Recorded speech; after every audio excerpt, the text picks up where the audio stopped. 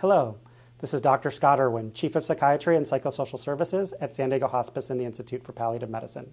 Today I'd like to talk to you about the rapid treatment of depression in patients that don't have time to wait for standard antidepressant therapy to work.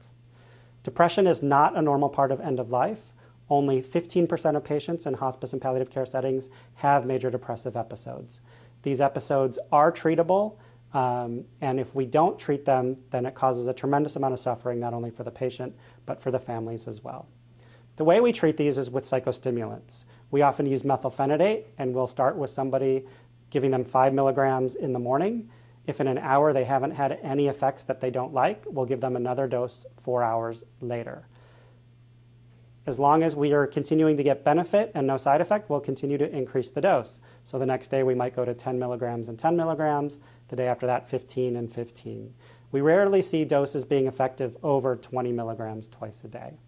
In the home setting, we might go a little slower and increase the dose every 5 to 7 days instead.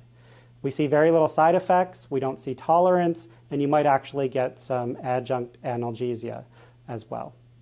So if you have somebody who's depressed and they don't have time to wait for standard antidepressant therapies to work, think of using psychostimulants, titrate them effectively, safely, and rapidly, and make sure that we are treating depression so that we can relieve suffering in both the patients and the families. Thank you for listening. This is Dr. Scott Irwin, Chief of Psychiatry and Psychosocial Services at San Diego Hospice and the Institute for Palliative Medicine.